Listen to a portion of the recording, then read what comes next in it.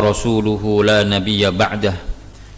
Allahumma salli wa sallim wa barik ala nabiyyil mustafa Muhammadin sallallahu alaihi wasallam wa ala alihi wa ashabihi wa tabi'in wa man tabi'ahum bi ihsanin ila yaumiddin, amma ba'd. Jamaah kaum muslimin dan muslimat yang dimuliakan Allah, tak lama lagi insyaallah kita akan memasuki bulan Ramadan, dan kita berdoa mudah-mudahan kita diberikan taufik, kemudahan oleh Allah, kesehatan untuk bisa memasuki bulan Ramadan dengan mengisi berbagai macam anugerah yang Allah berikan kepada kita. Anugerah ketika kita bisa melaksanakan berbagai macam ibadah serta amal-amal kebaikan yang lainnya di bulan Ramadan, sehingga saat kita berada di bulan Ramadan kita mampu untuk membersihkan jiwa kita. Dengan jiwa yang bersih inilah maka insya Allah kita layak dan pantas untuk masuk ke dalam surga. Ya ayyatuhan nafsul mutmainnah irji'i ila rabbiki radiyatan mardiyah fadkhuli fi ibadi wadkhuli jannati. Kajian subuh pada pekan ini berbicara atau membahas tentang Al-Kabair yang kita ambil dari kitab Al-Kabair karangan Al-Imam Adz-Dzahabi. Kitab Al-Kabair karangan Al-Imam Adz-Dzahabi. Dan pekan ini kita memasuki Al-Kabirah Ar-Rabi'ata Asyrah, dosa besar yang ke-14. Dosa besar yang ke-14 disebutkan oleh Al-Imam Adz-Dzahabi adalah syurbul khamri wa illam yuskir minhu, meminum minuman keras walaupun tidak memabukkan. Artinya sifat minuman ini adalah memabukkan, tetapi ketika yang diminum adalah sedikit, atau yang meminum sudah terbiasa, maka bisa jadi tidak memabukkan. Tetapi karena sifatnya yang memabukkan, maka kata Nabi, kullu ma askara kathiruhu faqaliluhu haramun. Segala sesuatu yang banyaknya itu bersifat memabukkan, maka sedikitnya pun juga diharamkan oleh Allah Subhanahu wa ta'ala. Maka Al-Imam Adz-Dzahabi seperti biasa memasukkan dalil-dalil baik dari Quran maupun sunnah ke dalam tema ini untuk menjelaskan tentang hukum daripada meminum minuman keras atau yang menyerupainya. Yang menyerupainya artinya segala sesuatu yang dikonsumsi, baik makanan maupun minuman, yang memiliki sifat memabukkan sebagai illat qiyas, ya kan? Maka ia memiliki hukum yang sama dengan khamr. Ada dua ayat yang beliau cantumkan di dalam kitab beliau ketika membahas tentang khamr. Pertama adalah surah Al-Baqarah ayat 219, yang kedua adalah surah Al-Maidah ayat 90 dan 91. Al-Baqarah 219, Allah Subhanahu wa ta'ala berfirman, yas'alunaka 'anil khamri wal maisir qul fihima ithmun kabir wa manafi'u lin-nasi wa ithmuhuma akbaru min naf'ihima. Orang-orang bertanya tentang hukum khamr dan judi. Maka pertanyaan ini menjadi sebab turunnya ayat ini. Jadi Al-Quran itu turun kepada Rasulullah, ada yang ada sebabnya, ada yang tidak ada sebabnya. Dan mayoritas ayat justru turun nazala ibtidaan, turun begitu saja, tidak ada sababun nuzul. Ada ayat-ayat atau surat yang turun dengan sababun nuzul. Ini ada dua macam. Yang pertama adalah adanya suatu peristiwa yang kemudian turun ayat untuk menjelaskan peristiwa tersebut. Yang kedua adalah seperti contoh ayat ini, yaitu adanya pertanyaan baik dari orang kafir maupun orang Islam, kemudian Rasulullah memberikan jawaban terhadap pertanyaan tersebut. Jadi ketika mereka bertanya, menanyakan khamr dan judi, yang dalam benak mereka dalam pikiran mereka ini tidak mungkin menjadi ajaran yang dibolehkan dalam Islam, sehingga menimbulkan satu pertanyaan karena ada keburukan di dalamnya, ada permusuhan di dalamnya. Maka Rasulullah kemudian diperintahkan oleh Allah Subhanahu wa taala, "Qul," katakan kepada mereka, "fihima," di dalam keduanya, di dalam khamr dan maisir ada itsmun kabirun, ada dosa yang besar. Tapi juga wa manafi'u linnas, di dalamnya juga ada manfaat buat manusia. Namun wa itsmuhuma akbaru min naf'ihima, namun dosanya lebih besar daripada manfaatnya. Para ulama mengatakan bahwa larangan khamr itu melalui 3 tahapan, dan ini adalah tahapan yang pertama. Satu budaya, satu kebiasaan yang dilakukan oleh satu masyarakat tidak bisa kita rubah dengan spontanitas. Sudah mengakar, suatu budaya yang sudah mengakar, maka akan sangat sulit untuk kita rubah. Dan ini menjadi pelajaran bagi kita bahwa di tengah-tengah masyarakat manapun, termasuk masyarakat kita, ada budaya-budaya yang sudah bertahun-tahun bercokol di dalam kehidupan bermasyarakat yang menyimpang, sehingga cara merubahnya adalah dengan bertahap, tidak langsung spontanitas, tapi juga tidak boleh dibiarkan ketika hal itu menyimpang. Nah, kita biasanya bertoleransi terhadap budaya yang menyimpang tanpa ada usaha untuk melakukan perbaikan. Dan ini memberikan contoh kepada kita, ayat ini memberikan contoh kepada kita bahwa kita tidak boleh membiarkan adanya penyimpangan walaupun hal ini sudah mengakar di masyarakat. Maka di situ dikatakan di dalamnya ada dosa yang besar, dan semua orang mengetahui bahwa di dalamnya ada keburukan, ada foya-foya, ada israf, membuang-buang harta atau berlebihan dalam menggunakan harta.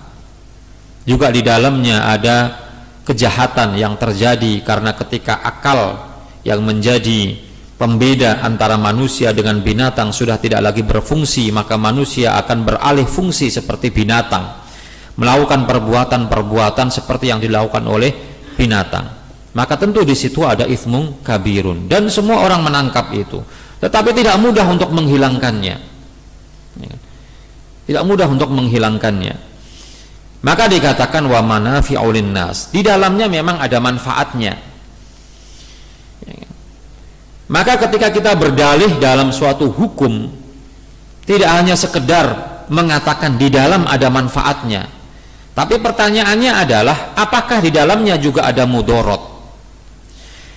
Kalau imbang antara mudarat dengan manfaat, maka yang harus dikedepankan adalah daf'u sayyi'at, yaitu menolak keburukan. Makanya dalam kaidah fikih disebutkan darul mafasidi muqaddamun ala jalbil masalihi. Menolak mafsadah itu lebih didahulukan daripada mendapatkan manfaat.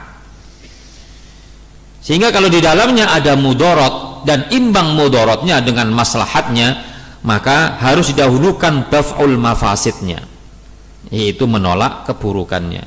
Apalagi disebutkan wa itsmuhuma akbaru min naf'ihima, bahwa dosanya lebih banyak, lebih besar daripada manfaatnya. Manfaatnya kecil.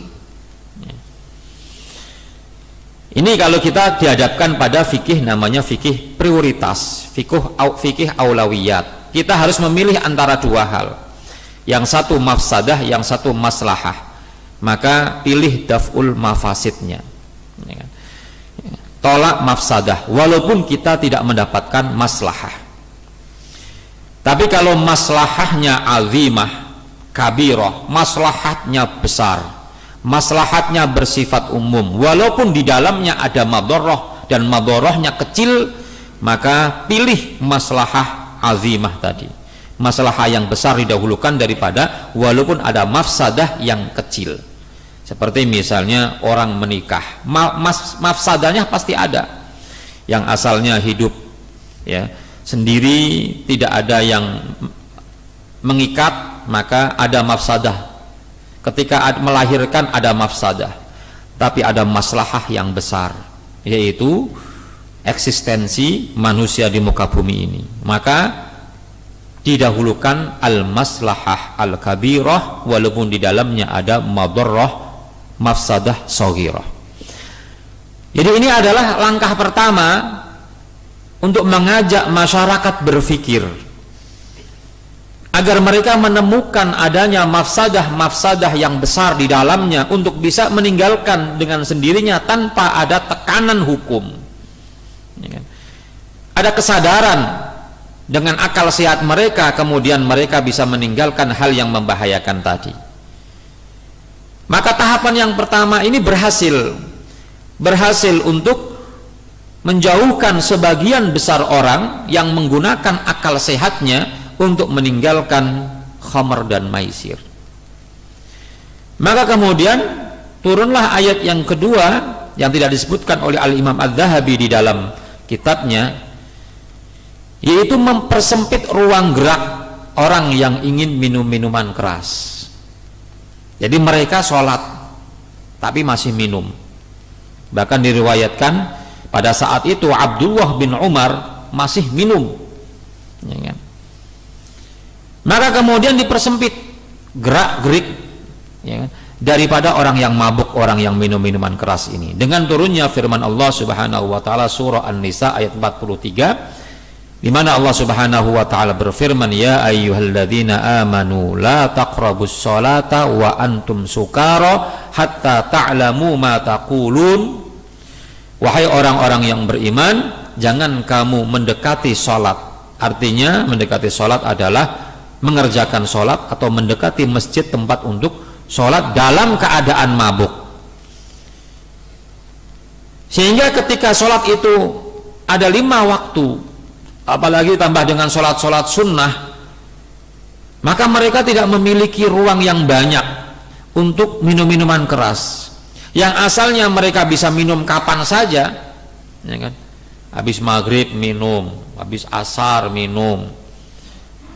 Kemudian ketika tidak boleh mengerjakan sholat dalam keadaan mabuk, maka mereka tidak mabuk, tidak minum-minum keras pada saat-saat menjelang waktu sholat. Sehingga yang mereka gunakan untuk minum-minuman keras adalah waktunya, kalau mereka tidak kerja ya siang atau malam setelah isya, tapi mereka sudah lelah, capek, sehingga mereka tidur, ya kan? Sehingga mulai waktunya sudah mulai sempit bagi mereka untuk minum-minuman keras. Sehingga alasan kedua adalah mereka tidak minum karena tidak ada waktu, ya kan? Mereka tidak ada waktu, ya kan? Karena antara minum kemudian mabuk sampai kemudian sadar, ini membutuhkan waktu yang panjang, ya kan? Maka diberikan alasan oleh Allah Subhanahu wa taala, kenapa ketika sholat tidak boleh mabuk, hatta ta'lamu ma taqulun, agar kamu mengetahui apa yang kamu ucapkan. Karena ketika ada sisa-sisa minum-minuman keras yang ada dalam otak seseorang, maka ketika dia sholat, dia ngomongnya ngelantur, bacaannya ngelantur, tidak jelas, ya kan? Hilang apa yang harus dia baca, sehingga mereka berhenti karena mereka ingin menjaga sholatnya. Ini tahapan yang kedua. Tahapan yang kedua adalah mereka dipersempit ruang gerak daripada minum-minuman keras. Nah, yang ketiga baru kemudian ketok palunya. Udah nggak ada toleransi lagi. Ketika mereka sudah mengatakan intahaina, kami sudah berhenti dari minum-minuman keras, maka kemudian turunlah ayat yang surat Al-Maidah ayat yang ke-90, ya, di mana Allah Subhanahu wa taala berfirman, ya ayyuhalladzina amanu innamal khamru wal maisiru wal ansabu wal azlamu rijsum min amali syaitan fajtanibuhu la'allakum tuflihun. Wahai orang-orang yang beriman, sesungguhnya khamr, maisir, judi, wal ansab, menyembelih binatang dipersembahkan untuk selain Allah, ya kan? Wal azlam, ya, wal azlam, dan mengundi nasib, ya kan? Jadi kaitannya dengan kaum muslimin itu khamar dan maisir. Wal ansab wal azlam ini adalah hukum tambahan berkaitan dengan orang-orang musyrik. Sehingga nanti ada hadis di dalam ayat ini khamar disejajarkan dengan syirik. Ya kan? Pertama adalah untuk membuat orang-orang berhenti minum dan perbuatan-perbuatan yang lain, maka Allah katakan rijsun, najis. Secara naluri, secara fitri, seseorang tidak mau melakukan sesuatu yang najis atau mengkonsumsi sesuatu yang menjijikkan. Yang kedua adalah Allah katakan min amali syaitan, ini termasuk perbuatan setan. Cara setan untuk menggoda manusia adalah dengan cara membuat mereka minum minuman keras dan yang lain-lainnya. Padahal sudah dinyatakan secara nyata bahwa syaitan itu adalah musuh yang nyata bagi kalian, ya kan? Inna syaitana lakum aduwwum mubin. Sehingga tentu mereka tidak mau disebut sebagai syaitan, ya kan? Kemudian yang ketiga adalah fajtanibuhu, perintah untuk meninggalkannya. Kalau yang tadi di dalam dua ayat yang sebelumnya tidak ada perintah untuk meninggalkannya, tapi di sini ada secara tegas disebutkan fajtanibuhu, jauhilah dia, hindarkanlah dia. Yang keempat, kemudian la'allakum tuflihun, kalian kalau bisa meninggalkan itu semuanya maka kalian akan mendapatkan keberuntungan. Jadi luar biasa di mana Allah Subhanahu wa taala mengajak kita untuk meninggalkan khamar dengan berbagai macam cara sampai kita betul-betul meninggalkan khamar tersebut. Nah, inilah 3 ayat yang kemudian diturunkan oleh Allah Subhanahu wa taala untuk menghentikan satu budaya, satu kebiasaan yang menyimpang dan merugikan hingga betul-betul tuntas. Bapak Ibu sekalian yang dirahmati oleh Allah Subhanahu wa taala, kemudian masuklah dalam pembahasan hadis. Hadis yang pertama disebutkan oleh riwayat Ibnu Abbas radhiyallahu anhuma, dikatakan ketika beliau mengkomentari turunnya ayat surat Al-Maidah ayat yang ke-90 tadi. Lamma nazala tahrimul khamr, kata Ibnu Abbas, ketika turun ayat pengharaman khamr, masya as-sahabatu ba'duhum ila ba'din, maka para sahabat berjalan ke sebagian sahabat yang lainnya. Maksudnya apa ini? Maksudnya adalah para sahabat kemudian menyebarkan informasi tentang keharaman khamr ini. Jadi digaung-gaungkan, didatang-datangi. Kalau ada sahabat yang masih minum, didatangi, dikasih tahu, dikasih kabar. Waqalu, kemudian mereka mengatakan, yang kemudian disampaikan kepada orang yang didatangi karena masih ada sisa-sisa minuman yang mereka lakukan. Para sahabat mengatakan, hurrimat al-khamru wa ju'ilat idlan lisyirki. Khamr sudah diharamkan. Jadi ayat ini jelas hukumnya adalah haram, walaupun tidak ada kata haram di situ, tetapi ada kata fajtanibuhu, tinggalkanlah, ya kan? Dan an-nahyu al-aslu fin nahyi at-tahrimu, larangan hukum asalnya itu adalah haram sampai ada dalil yang menyatakan bahwa larangan itu hukumnya tidak haram. Jadi al-aslu ya, fin nahyi at-tahrim. Ini kalau kita belajar usul fikih atau kaidah fikih, kita banyak menemukan redaksi seperti itu. Kalau kita kemarin melihat debat, ya kan, antara yang membela nikah beda agama dengan yang melarang, sangat bagus ketika apa yang disampaikan oleh seorang ketua MUI, yang Dr. Khalal Nafis, mengatakan bahwa kalau mereka mengatakan al-aslu fil muamalati adalah al-ibahah, pada dasarnya sesuatu dalam hal muamalah itu hukumnya mubah, itu adalah dalam bab muamalat, jual beli, transaksi. Tidak bisa digunakan untuk dalil pernikahan, karena ada kaidah satu lagi yang dia tidak tahu, kecuali orang-orang yang belajar kaidah fikih. Maka bagus kemudian beliau sampaikan al aslu fil abdha'i at-tahrimu.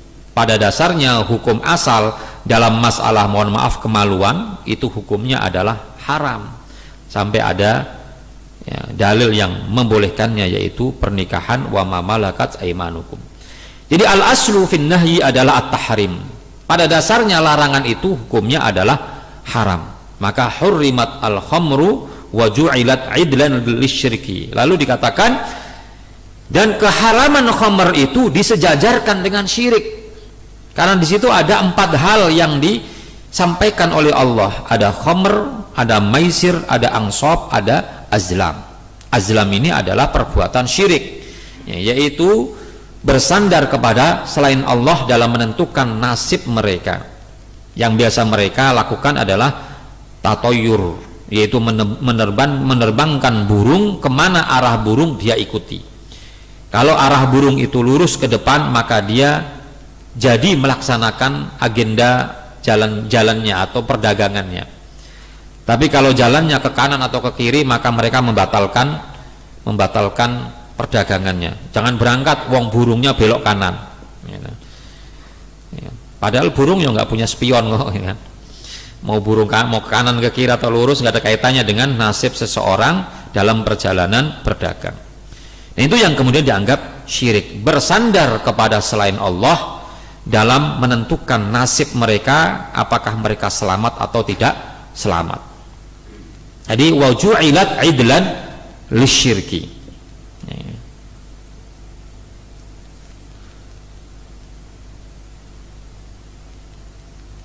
Kemudian disebutkan dalam Musnad Imam Ahmad, wa dhahaba Abdullah bin Umar ila annal khamra min akbaril kabair. Abdullah bin Umar berpandangan bahwa khamr adalah termasuk dosa besar yang paling besar. Jadi akbar al-kabair. Kenapa ini disebutkan? Karena ada nikmat Allah yang begitu besar yang membedakan antara manusia dengan yang lainnya, itu dirusak. Apa itu? Yaitu akal. Islam ini diturunkan untuk menjaga 5 hal pokok. Yang pertama adalah menjaga agama, hifdzuddin. Yang kedua adalah menjaga nyawa, hifdzun nafsi. Yang kedua adalah hifdzul aql, menjaga akal. Yang keempat adalah hifdzun nasl, menjaga kehormatan. Yang kebalikannya adalah zina, yang tidak menjaga kehormatan. Yang kelima adalah hifdzul mal, menjaga harta. Sehingga segala sesuatu yang menciderai 5 hal ini, maka semuanya mendapatkan hukuman, dan hukumannya di dunia, tentu di akhirat kalau tidak bertaubat. Orang yang menciderai agama dengan cara murtad atau menghina-hina Islam, maka hukumannya adalah bunuh. Man baddala dinahu faqtuluhu. Siapa yang keluar dari agamanya yaitu Islam, maka bunuhlah dia. Ini hukum agama. Kemudian siapa yang menciderai keturunan dengan berzina, maka dia dihukum di dunia, yaitu rajam dan dicambuk.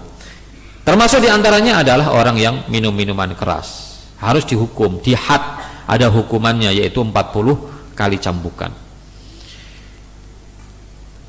Wa hiya bila raiba ummul khaba'ith. Ini tidak diragukan lagi bahwa minum minuman keras ini ummul khaba'ith, induk dari perbuatan-perbuatan tidak baik, perbuatan-perbuatan buruk. Karena fungsi akal tadi, segala sesuatu dilakukan berdasarkan akal. Kalau akalnya itu baik, maka perbuatannya jadi baik. Tapi kalau akalnya rusak, maka perbuatannya jadi rusak. Pembeda ini tidak lagi berfungsi. sehingga akan menimbulkan perbuatan-perbuatan buruk yang lainnya yang akan dilakukan akibat akalnya tidak berfungsi.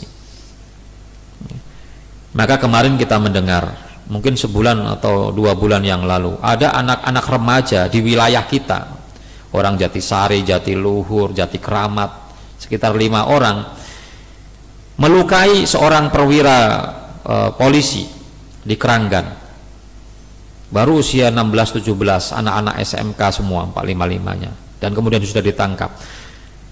Dan orang mereka dekat-dekat dengan kita, yang gangnya itu seberangan gang dengan saya, ya kan?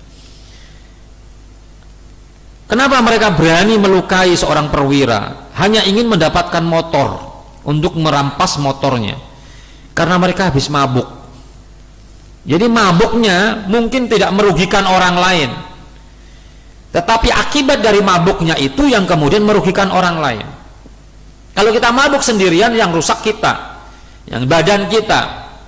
Tetapi kalau kemudian dampaknya bisa merugikan orang lain, maka hukumannya jadi beda.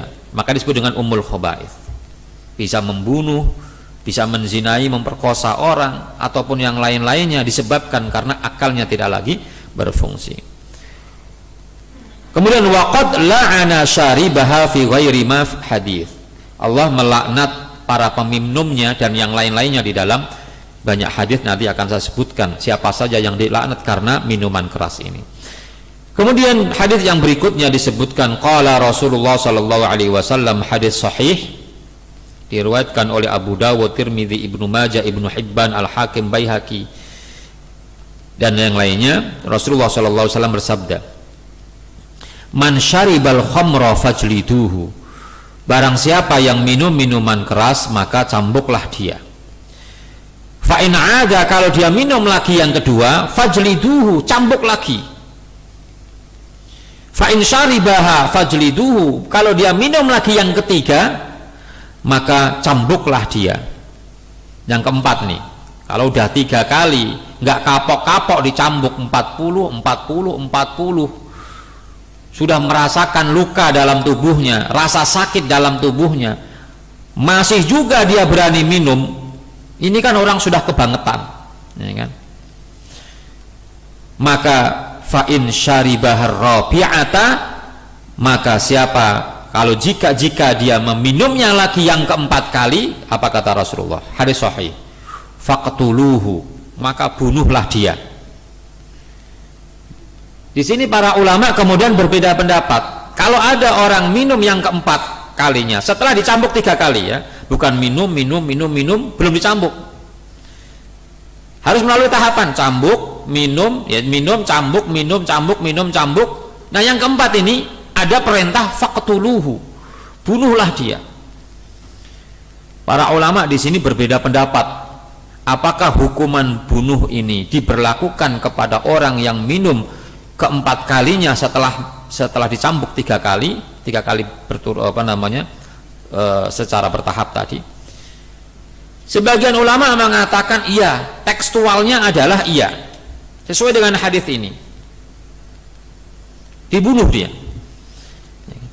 Tetapi tidak sepakat, ya kan? Para ulama tidak sepakat.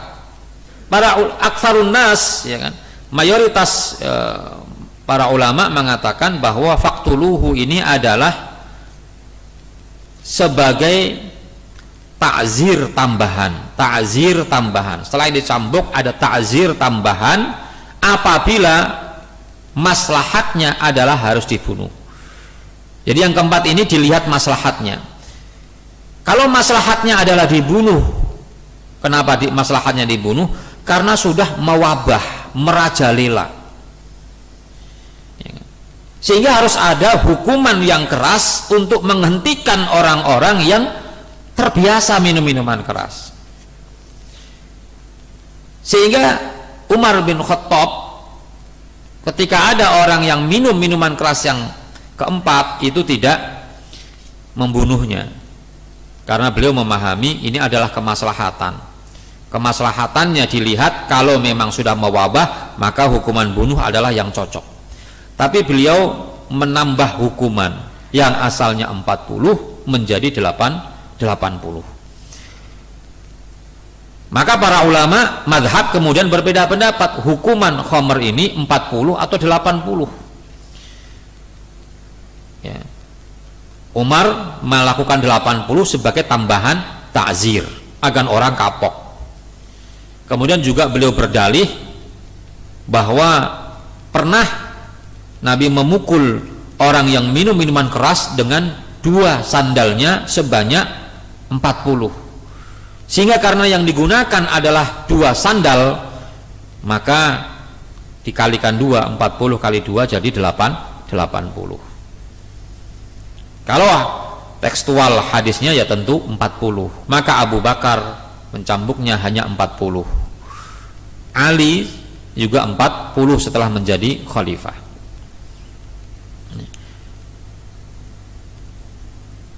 Jadi fal qatlu fir rabi'ati laisa haddan. Dibunuhnya dia untuk yang keempat kali bukanlah hukuman had.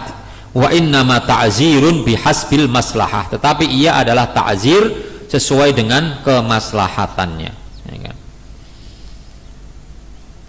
Bahkan ada tambahannya itu wa yahliqu fihi ar-ra'sa marratan. Jadi selain dicambuk 4 kali, tambahan ta'zirnya adalah digundul rambutnya, karena mungkin dilihat maslahatnya itu, ya kan? Nah, ini perbedaan pendapat di antara para ulama mensikapi teks hadis, sehingga kita tidak bisa menyimpulkan hadis atas dasar pemahaman kita saja, tapi harus ada pemahaman dari para ulama. Ini pentingnya. Jadi kita ingin kembali kepada Quran dan Sunnah, tapi bagaimana kita menyimpulkan hukum, itu 2 hal yang berbeda. Karena ada ahli hadis yang tugasnya adalah hamilu fikhin, membawa hukum fikih. Ada yang tugasnya adalah mengkaji hukum fikih, yaitu seorang mujtahid. Kita butuh di situ, ya kan? Kemudian hadis yang berikutnya adalah hadis yang sanadnya juga sahih, diriwayatkan dari Abdullah bin Umar.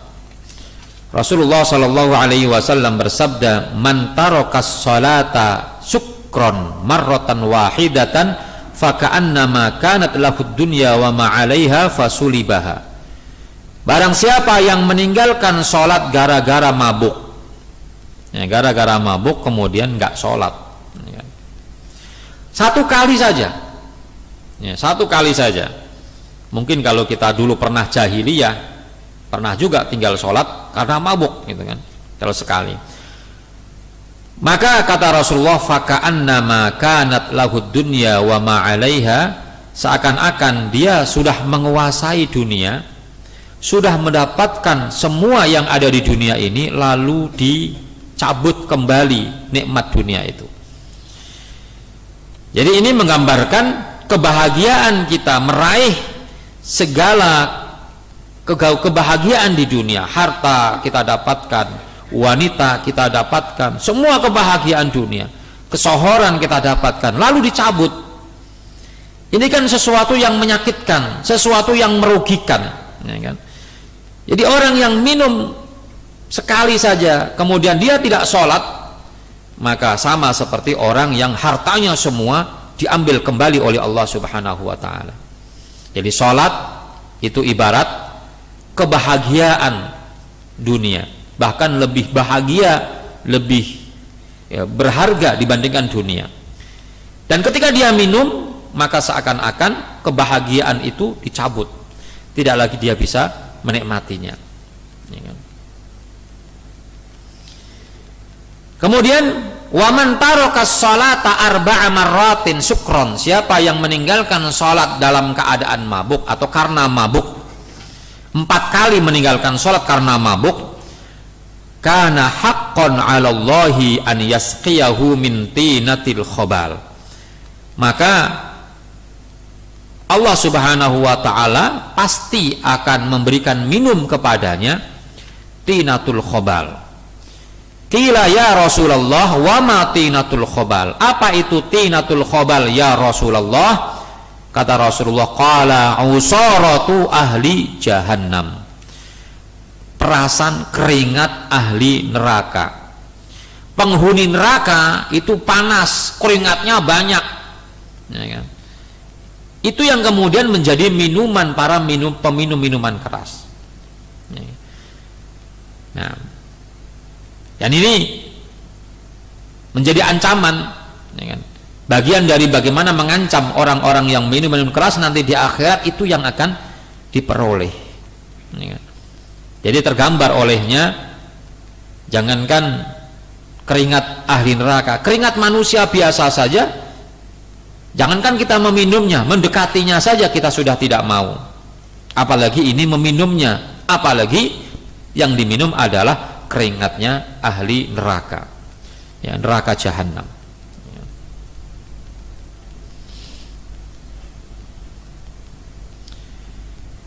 Kemudian hadis yang berikutnya disebutkan adalah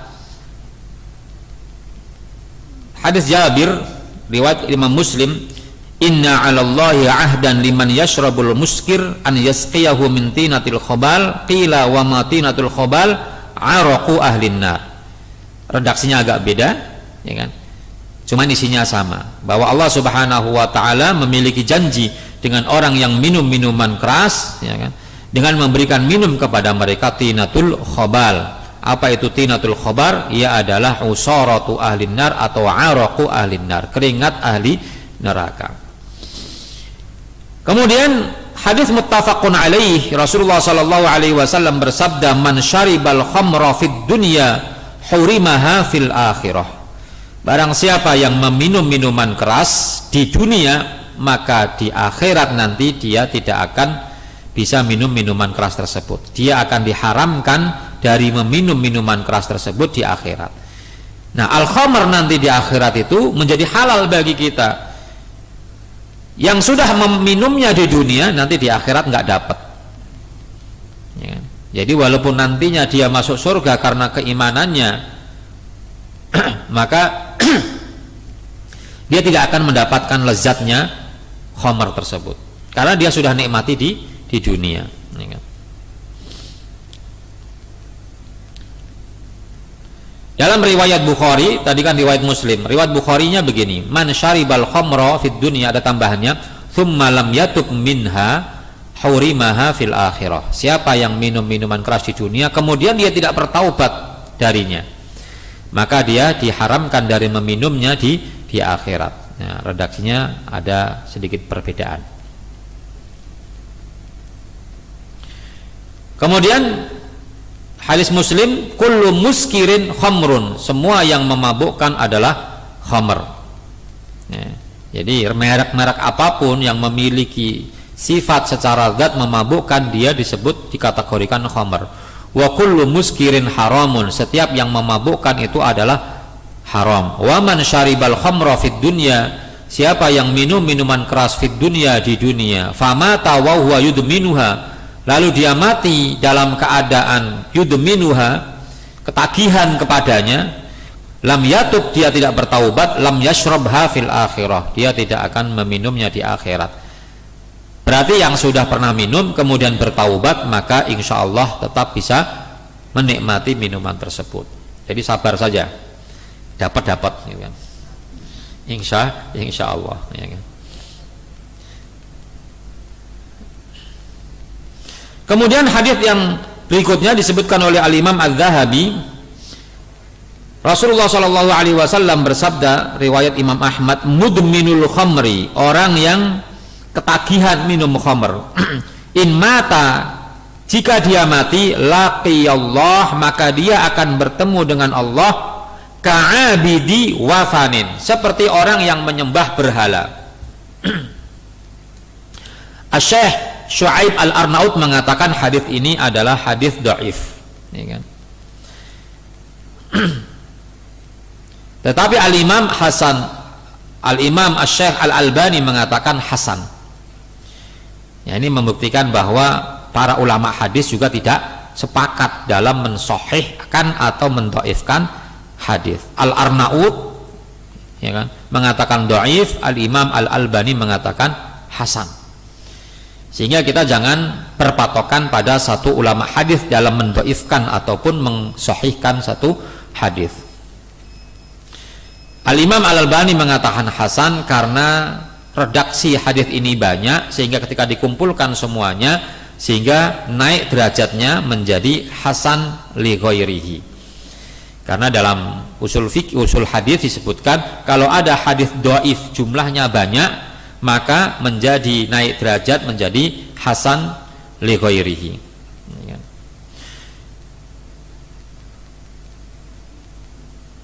Apa perbedaan, apa persamaannya? Kok disamakan dengan penyembah berhala? Antara orang yang minuman keras dengan penyembah berhala, apa persamaannya? Persamaannya tentu disebutkan dalam Quran tadi, sama-sama dilarang, ya, sama-sama fajtanibuhu, sama-sama min amali syaiton, sama-sama rizqun, sama-sama orang yang meninggalkannya akan mendapatkan la'allakum tuflihun. Juga wa aidon huwa sawaun fi adami qabulis sholati, sama-sama kalau dia sholat, orang yang menyembah berhala dan orang yang minum minuman keras, maka sama dalam hal tidak diterima sholatnya. Fa innal kafir law shalla lam tuqbal sholatuhu, orang kafir itu ketika sholat tidak diterima sholatnya. Atau Al-Imam Al-Manawi mengatakan yushbihu an yakuna fi man istahallaha. Kesamaannya adalah karena sama-sama menghalalkannya. Jadi orang yang meminum minuman keras menghalalkan khamr, ya kan? Kemudian orang musyrik juga menghalalkan berhala. Jadi kesamaannya ada di posisi itu. Yang terakhir adalah hadis riwayat Ibnu Majah. Hadisnya adalah sahih, diriwayatkan oleh Ibnu Majah, juga Abu Dawud, Imam Ahmad, dari Abdullah bin Umar, lu'inat al-khamru ala asyrati aujuhin. Khamr itu dilaknat karena 10, ya kan? 10 macam. Yang pertama adalah bi'ainiha, yaitu karena zat khomernya itu, ya kan, dilaknat. Wa asiriha, yang memerasnya, yang membuatnya.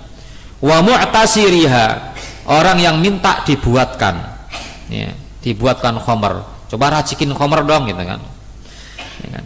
Wa ba'i'iha, dan yang menjualnya. Wa mubta'iha, yang membelikannya, ya kan, ya, yang pengedarnya ini, ya kan, walaupun dia nggak make, gitu kan. Wahamiliha, dan yang membawakannya, kurirnya ini, ya kan. Makanya kurir-kurir itu harus tahu tuh apa yang dibawa, ya kan. Wal mahmulati ilaihi, dan orang yang minta dibawakannya, ya kan, walaupun tidak make, gitu kan, hanya minta dibawakan, bawain dong, itu kan ke si fulan yang nyuruh, ya kan. Wa akili thamaniha, yang memakan harganya, ya kan, yang memakan harganya, cuman jualan doang, ya kan. Wasyaribiha, yang meminumnya, bahkan wasaqiha, dan yang menuangkannya. Jadi merembet kemana-mana, tidak hanya yang minum, tapi juga yang mendapatkan laknat adalah semua orang yang punya peran terhadap terjadinya kegiatan minum-minuman keras tersebut. Maka kalau seandainya tidak disebutkan di sini, misalnya yang menyewakan lapaknya, yang menerangi lampunya, itu semuanya kena, ya kan, dilaknat oleh Allah Subhanahu wa taala. Wallahu a'lam bishawab. Ini saja yang saya sampaikan. Aku qouli hadza, astaghfirullah li wa lakum. Silakan barangkali ada yang mau menanyakan atau menambahkan. Tafadhol.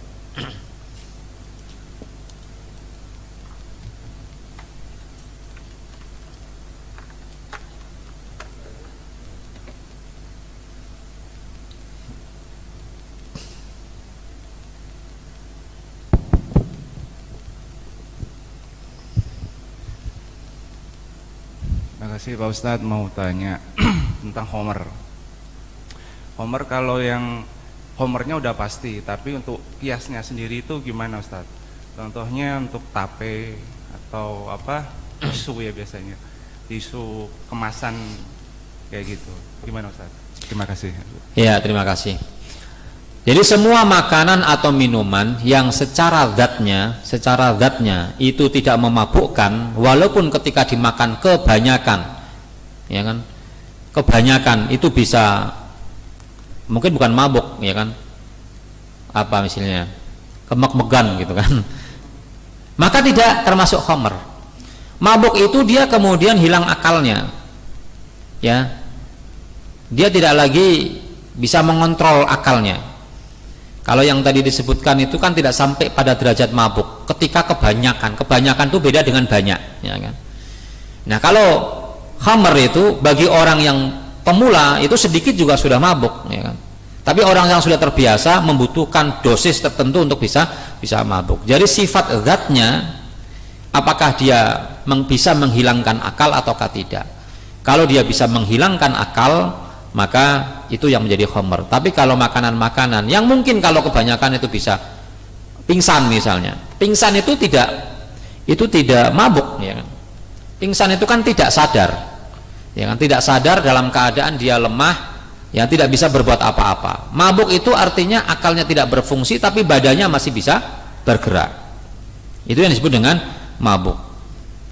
Dan itu yang diharamkan, ya. Maka tape dan sebagainya tentu tidak haram. Saya nggak tahu apakah ada yang mengharamkan atau tidak. Tetapi kalau saya tidak haram karena apa? Zatnya itu tidak haram. Ya kan? Mungkin ada tambahan sedikit barangkali terkait dengan hukum khamr di sini, ya. Terkait dengan alkohol barangkali, ya kan, alkohol. Ya, maka khamr itu memang beralkohol, ya kan, beralkohol. Maka orang yang meminum sesuatu yang beralkohol dengan kadar tertentu, maka dia bisa mabuk. Tetapi bukan berarti makanan yang ada alkoholnya menjadi khamr, karena bisa jadi kalau menurut ahli fisika itu atau ahli fisika, ya, hampir semua makanan itu di dalamnya ada alkohol, kadarnya sedikit 0,00 sekian persen, dan itu tidak haram. Kenapa? Bukan karena alkoholnya, tapi karena sifat iskarnya tadi, ya kan? Makanya para ulama kan kemudian berbeda pendapat tentang hukum alkohol, apakah dia najis ataukah tidak najis. Itu juga berangkat dari apakah khamr itu najis secara zatnya atau najis bukan secara zatnya. Ketika Allah mengatakan rijsun, apakah zatnya yang najis, ya kan, ataukah perbuatannya yang najis, ya kan? Kalau najis kan berarti kita megang khamr najis, harus dicuci, ya. Sehingga kan ada yang berpendapat bahwa megang alkohol juga najis, sehingga minyak yang ada alkoholnya tidak boleh dipakai karena najis. Itu berangkatnya dari situ, ya kan? Jadi alkohol ini diperselisihkan oleh para ulama. Al-asal hukumnya adalah tidak najis sampai ada dalil yang mengatakan dia adalah najis, karena alkohol adalah salah satu unsur yang ada di dalam minuman keras, ya. Tapi faktor utamanya adalah memang alkohol di situ, ya kan? Sehingga semua makanan walaupun ada kadar alkoholnya tapi sedikit, ya, katanya kayak minuman bersoda itu ada alkoholnya tapi 0,00, ya, seperti kerating deng atau apa itu 0, tapi itu tidak memabukkan, itu tidak haram. Nah, tambahan Ustaz, yang barangkali bisa diulas kembali tentang asbabun nuzul. Dulu kan barangkali minuman khamr itu kan minuman favorit, ya, orang kerja keras kemudian jadi makanan dambaan gitu, ya. Nah, itu asbabun nuzulnya diharamkannya mulai kapan gitu, sebab-sebab turunnya minuman khamr, asbabun nuzulnya. Yang kedua yang berkaitan dengan minuman narkoba barangkali, ya Ustaz, ya. Narkoba yang sekarang ini kan kalangan anak-anak remaja juga, kalangan anak-anak masa kini lah, ya. Ada bentuk pilnya, ada bentuk yang asap-asap itu itu kan bukan minuman tuh lah, yang seperti itu hukumnya gimana dan barangkali seperti apa gitu. Terima kasih. Ya, terima kasih. Tentang sababun nuzulnya, ya, khamr ini diharamkan di Madinah, ya kan? Ya. Jadi syariat larangan-larangan semacam ini masih setelah hijrah diharamkannya. Ya. Walaupun dulu alasannya alasan tertentu, ya kan? Tetapi kemudian tidak lagi menjadi alasan untuk menghilangkan penat atau menghilangkan lelah atau menghilangkan kegundahan, ya kan? Sehingga ketika sudah diharamkan, maka tidak boleh menjadikan alasan-alasan itu untuk beralasan minum. Karena saya capek, karena saya sedih, depresi misalnya, kemudian minum, tentu tidak dibenarkan. Jadi apapun alasannya maka tetap dilarang. Kalau zaman dulu orang minum ternyata bukan hanya alasan itu, bisa jadi orang hanya beralas-alasan saja, tapi aslinya adalah bahwa itu adalah sesuatu yang dianggap nikmat, ya kan. Ketika dia sedang fly maka dia merasakan kenikmatan di situ. Tapi nikmat itu kemudian hanya kembali kepada dirinya sendiri, sementara punya dampak kepada orang lain, keluarganya dan masyarakat yang ada di sekitarnya. Jadi secara tabiat manusiawi semua memang mengatakan bahwa khamar ini tidak baik, ya kan? Tidak baik. Tapi sulit untuk menghilangkannya, maka perlu daya tekan untuk menghilangkannya. Sebenarnya sama. Rokok itu kan sebenarnya secara naluri kita itu kan tidak baik. Boleh disurvei ini, ibu-ibu ditanya lebih suka mana, suaminya suka merokok atau tidak gitu. Maka mungkin 90% ibu-ibu itu nggak suka suaminya merokok, tapi untuk menghilangkannya kan susah, ya kan, sehingga butuh tahapan-tahapan, ya. Tetapi kemudian untuk melarangnya secara total itu butuh tadi tahapan. Jadi khamar itu secara naluri adalah secara kemanusiaan itu tidak baik, mereka mendapati itu, tetapi untuk menghilangkannya susah, sehingga butuh ayat yang tegas untuk melarangnya. Nah, kalau beda dengan tadi ya, kalau kita contohkan khamar, contohkan rokok, tentu ini beda lagi, sudah ada hukumnya di antara para ulama, perselisihan di antara kedua kelompok ulama. Maka ada kemudian benda-benda lain, minum-minuman lain, makanan-makanan yang lain yang kemudian memiliki sifat yang sama dengan khamar. Khamar itu adalah hukum asal. Dalam hukum fikih ada namanya qiyas, dan pasti harus ada qiyas, karena kalau nggak ada qiyas susah. Karena zaman berkembang, kemudian budaya berkembang, dan Rasulullah juga mengkiaskan, Allah juga mengkiaskan, gitu kan. Sehingga qiyas itu menjadi tuntutan kehidupan, ya kan? Maka barang yang sekarang tidak ada tapi memiliki sifat yang sama, maka hukumnya sama. Sehingga qiyas adalah membutuhkan hukum asal yaitu khamr, membutuhkan hukum asal yaitu haram, membutuhkan hukum fara yaitu semua benda, semua makanan, semua minuman yang memiliki elat yang sama, sifat yang sama dengan hukum asal tadi, maka dihukumi sama yaitu haram, ya. Sehingga tadi disebutkan pil dan sebagainya itu haram karena sifatnya sama yaitu memabukkan dan menghilangkan akal. Itu saja. Baik, ada lagi? Ibu-ibu ada? Terima kasih atas tambahan dan pertanyaannya, mudah-mudahan bermanfaat. Kita tutup dengan doa kafaratul majlis. Subhanakallahumma wa bihamdika asyhadu an la ilaha illa anta astaghfiruka wa atubu ilaik. Assalamualaikum warahmatullahi wabarakatuh.